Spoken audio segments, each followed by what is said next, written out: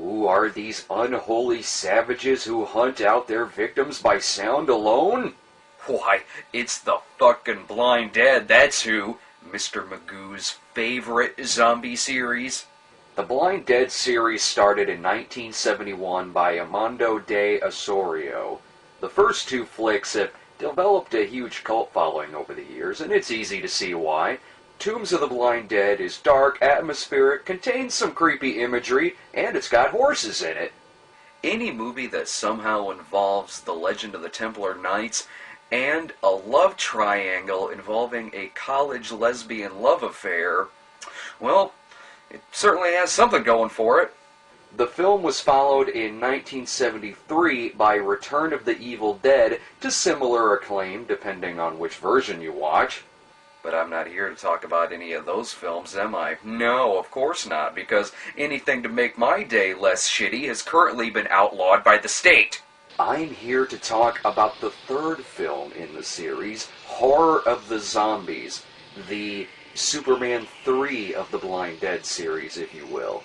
Horror of the Zombies is what my version is called, but collectively, the 4 Blind Dead movies have about 73 alternate titles. There's an alternate title for Return that's called Mark of the Devil 5. And if you think that's funny, there's an alternate title for Tombs that's called Return from Planet Ape. Well, let's just hope Tim Burton doesn't remake it. Horror of the Zombies is most widely known as the Ghost Galleon, as that is the title that it goes by in the Blind Dead box set.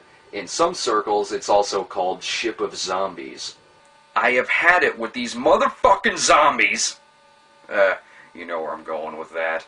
Well, no matter.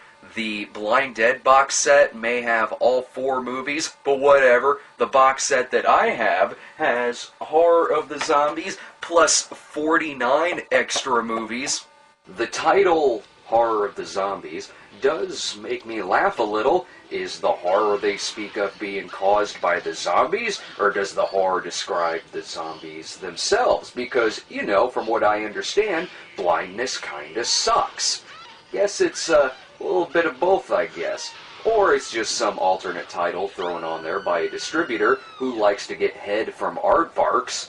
This movie is just all kinds of ridiculous. For the first chunk of it, it's hard to tell how the Blind Dead are even going to factor into the movie. When you pop in a Blind Dead movie, I highly doubt you expect to get subjected into a plot involving fashion model conspiracies. What the fuck? Is this James Toback's Exposed? I love James Toback, but Exposed blew.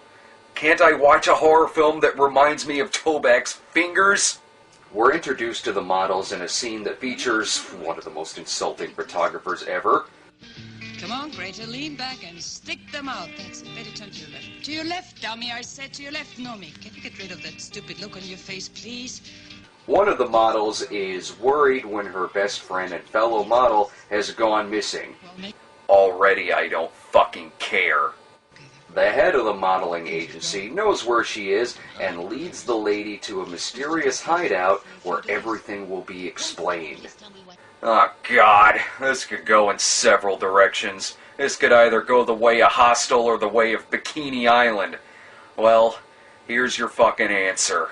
The models are being used as a publicity stunt that involves the launch of a new boat.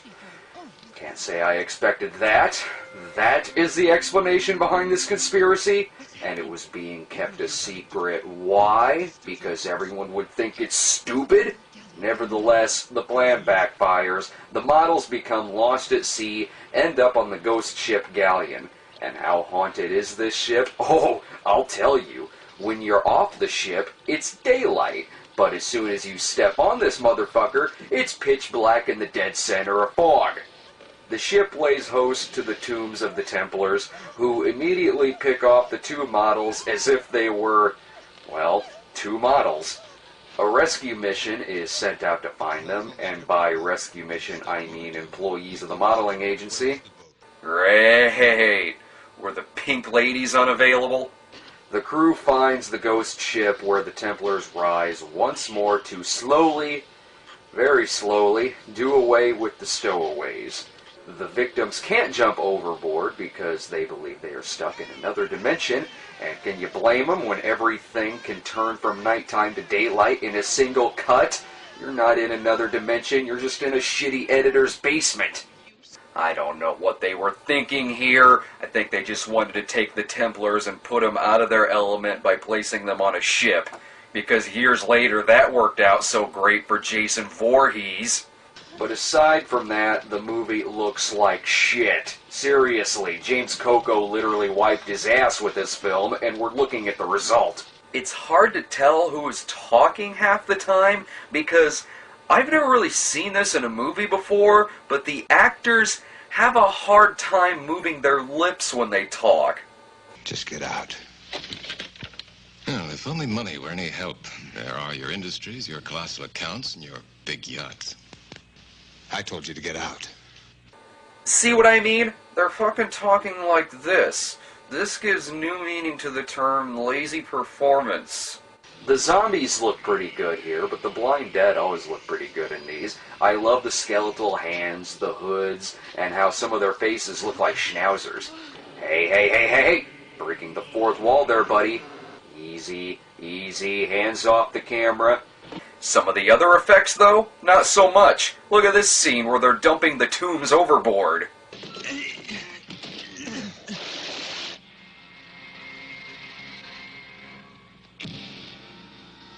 Okay, now that's just a cheap-looking effect for the sake of a cheap-looking effect. Even if that special effect were good, there was no need for that shot in the movie. And the same thing happens later on in the movie. The ship ends up catching on fire, and there's some okay shots of different areas of the ship going up in flames. Doesn't look awful, but then they splice in shots like this. Oh, come on! What was the point of that? Well, someone's wife is gonna bitch slap their husband for causing smoke rings around the bathtub. It isn't that the footage just looked awful, but it's that it could have easily been deleted because the shot looks like shit. Jess Franco could have made better inserts, and that would have just been porn. And one part that I just simply don't get is when they use a flaming crucifix to ward off the zombies. Hello? Aren't they supposed to be blind? How is this affecting them? And since when do crucifixes mess with zombies anyway? The ending is a little weird too, not context-wise, but because of how it's edited. All of a sudden, the soundtrack goes off, and then there's a freeze frame. What the hell? Did I accidentally hit pause? What the fuck is going on here? No, I didn't hit pause. This is the end? Oh, okay, yep, I guess that's the end. What a disorienting way to end a movie. It's a little anticlimactic. I guess I'll go do something else now. The film was followed by the fourth in the series called Night of the Seagulls. Alternate titles, Terror Beach, and Don't Go Out at Night. I love it when alternate titles kinda contradict each other on what the movie may be about. Well, I haven't seen the fourth one yet in the series, but I'm sure I will eventually.